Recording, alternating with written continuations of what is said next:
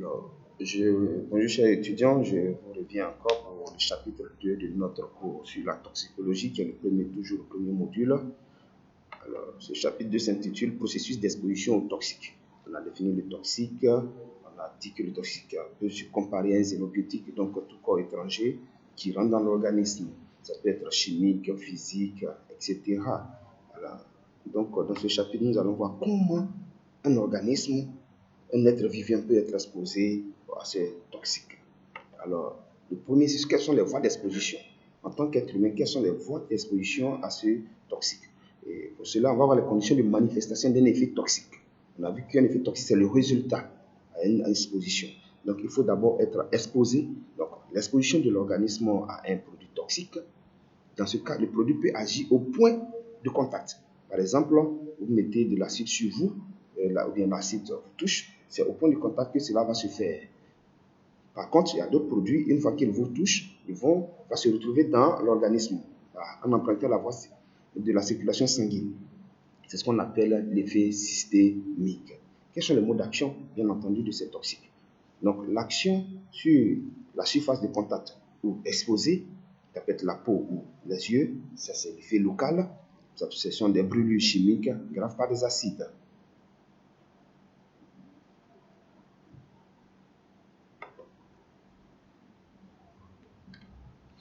Donc, ça peut être soit une action après pénétration dans l'organisme pour provoquer des effets nuisibles.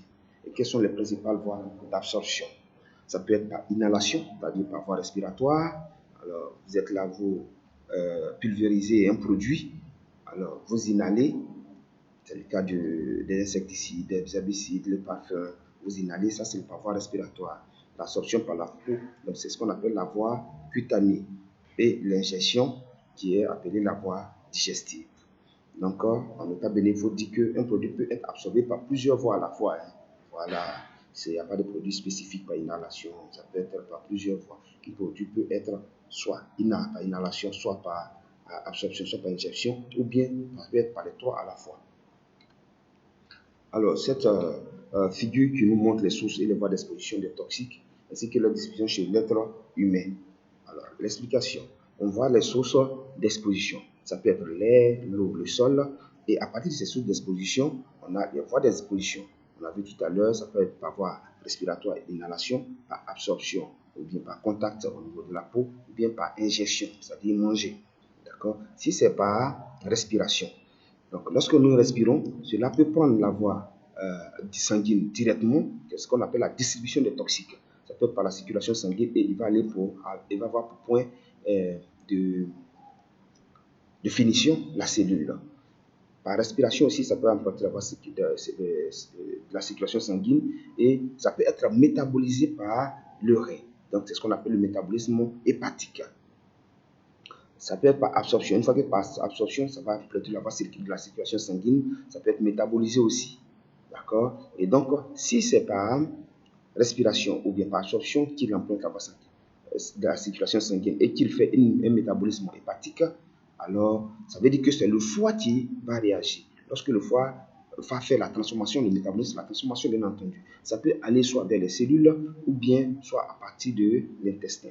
Et donc l'ingestion, quand nous mangeons, le foie va prendre la première partie, il va transformer et puis laisser le reste à l'intestin. C'est ce qu'on appelle la voie d'absorption gastro-intestinale. Gastro vient de gastrique, foie, intestinal, intestin. Donc, une fois que l'intestin a pu en contact avec le toxique, il peut être soit éliminé par excrétion ou bien par excrétion rénale. Et donc, excrétion rénale, lorsque nous partons uriner. Par excrétion, au niveau de l'intestin, nous partons au petit coin, nous partons au niveau des fesses, ça peut se retrouver dedans. Alors, on va voir voie par voie.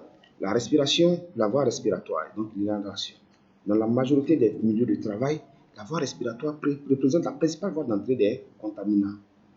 Les raisons, la forte possibilité que l'air ambiant soit contaminé par des vapeurs, des gaz, des fumées, des poussières, etc.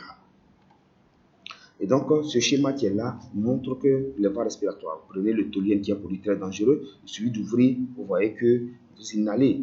Alors, donc c'est le même cas que de l'éthylène. Alors, lorsqu'on travaille, il va respirer. Vous voyez que le nez n'est pas protégé. Ici aussi, vous voyez, nous sommes dans une zone industrielle où la fumée est. De nombreux facteurs sont à considérer dans l'absorption d'un produit par les poumons. Pour les gaz et les vapeurs, il faut tenir compte de la concentration de ce produit. Il faut tenir compte de la durée d'exposition. Est-ce que j'ai fait 1 heure, j'ai fait 2 jours, bien tous les jours je suis exposé à ce problème, à ce toxique. La solubilité dans l'eau et les tissus. La réactivité et le débit sanguin. La réactivité, quelle est la compatibilité avec l'organisme? Comment l'organisme réagit face à ce toxique? Pour les particules, par exemple, poussière, fibres, fumée, brouillard, brume, pollen, spores, des caractéristiques physiques, le diamètre, bien entendu, de la poussière, le diamètre des brouillards, la forme, etc. Et il faut tenir compte de l'anatomie de l'arbre respiratoire. Il y a des gens qui ont l'arbre respiratoire très bien, alors il n'y a pas de problème. C'est comme le montre le schéma. Mais quand il y a défaillance au niveau de l'arbre respiratoire, bien entendu, vous allez en pâtir. Nous allons voir la voie cutanée, qui est la peau. Regardez bien, le monsieur, il a toujours sa main plongée dans le produit et il y a une réaction au niveau de sa peau. Ça, c'est la première figure. La deuxième figure, vous voyez qu'on a un effet d'irritation. Il n'y a pas une blessure, mais juste en bas, il y a une blessure. Ça, c'est une corrosion que nous allons voir. Et nous avons le schéma de la peau. Donc, nous allons voir comment, vous voyez des flèches indiquent comment le toxique pénètre au niveau de la peau. Il faut dire que la peau constitue une barrière imperméable qui recouvre toute la surface du corps et qui le protège. Cette enveloppe protectrice fait obstacle à la pénétration de nombreux contaminants. Toutefois, cette barrière n'offre pas une protection complète car elle présente des failles dans la base des poils et les pores.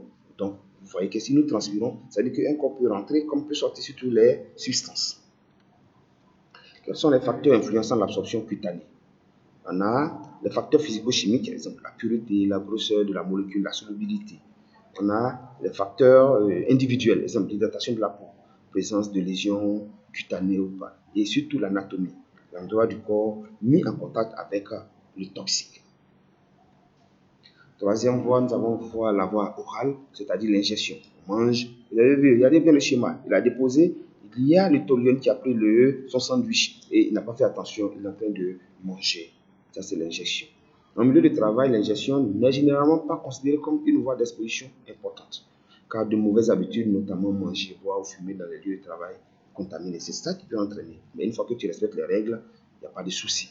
Quelles sont les autres voies? La voie parentérale, c'est le cas des injections accidentelles d'un médicament et la piqûre d'aiguille en milieu hospitalier. Tu t'es piqué sans te rendre compte. Ça va, ou bien tu as pris un médicament sans respecter la dose. Quel est le cheminement d'un produit toxique dans l'organisme?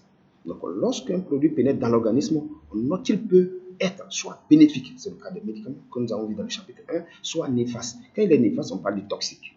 Inversement, quand le toxique rentre, l'organisme peut agir sur ce produit. C'est ce qu'on appelle le métabolisme ou bien la biotransformation. La réponse de l'organisme à un toxique dépend de la quantité de produit présent dans un tissu ou un organe. Donc, si vous absorbez peu, l'organisme peut réagir. Mais lorsque vous absorbez beaucoup, ce n'est pas évident que l'organisme arrive à réagir. Et plusieurs facteurs vont intervenir dans les processus d'action toxique, notamment les phases toxicodynamiques que nous avons expliquées et la phase toxicocinétique. Toxicocinétique, la réaction de l'organisme sur le toxique, et toxicodynamique, l'effet du toxique sur l'organisme. Il existe 4 principales étapes de cheminement d'un produit dans l'organisme. D'abord, il faut que tu sois exposé. Donc, il faut qu'il y ait entrée du toxique. C'est ce qu'on appelle l'absorption. Il faudrait que cela soit diffusé ou distribué. C'est ce qu'on appelle aussi la répartition. Et l'organisme doit réagir. Donc, la biotransformation ou le métabolisme. Et une fois que l'organisme réagit, soit ça peut être l'élimination, donc par excrétion, que nous avons vu sur le schéma précédent. Alors voilà, ce schéma aussi montre le cheminement d'un produit dans l'organisme. On a l'exposition, il faut être exposé bien entendu, et les voies d'exposition, les voies d'entrée, on a la voie cutanée, la voie respiratoire, la voie digestive. Donc il va y avoir absorption, donc entrer dans l'organisme maintenant. Alors, il peut y avoir distribution ou accumulation. Ça veut dire quoi? Ça s'accumule soit au point local ou bien soit l'organisme distribue. Voilà. Et une fois que cela est dans l'organisme, il peut y avoir biotransformation qu'on appelle métabolisme. Et lorsque l'organisme va métaboliser, il va y avoir soit élimination à travers l'air respiré, à travers l'urine, à travers les fesses. Alors, on va prendre point par point. L'entrée ou l'absorption. L'absorption, c'est le processus de pénétration d'un produit dans l'organisme.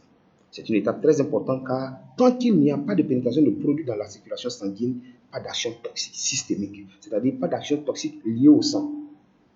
Divers facteurs peuvent influencer le processus d'absorption d'un produit, sa nature, sa solubilité, la perméabilité des tissus biologiques au point de contact, la durée et la fréquence de l'exposition. Surtout, très important, la durée et la fréquence.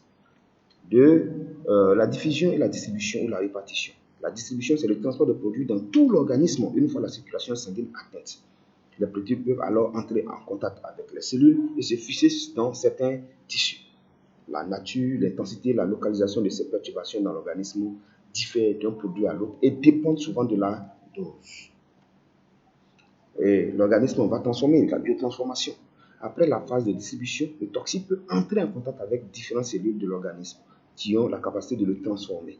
L'ensemble des réactions de la transformation métabolique est appelé biotransformation. Les produits de la biotransformation sont appelés les métabolites, que nous avons vu en deuxième année. Il peut en résulter un produit moins toxique, c'est ce qu'on appelle la détoxification, ou plus toxique, c'est ce qu'on appelle l'activation. Donc après le métabolisme, la biotransformation, le produit peut être moins toxique. Moins toxique pour l'organisme, c'est-à-dire l'organisme a réussi à l'éliminer, c'est la détoxification. Mais il peut arriver aussi qu'en voulant transformer le toxique, il peut activer, il peut rendre plus dangereux, c'est ça l'activation. Donc l'activation et l'élimination du produit de ces métabolites. La transformation des toxiques est surtout effectuée par le foie. Voilà, c'est ce qu'on appelle la voie hépatique.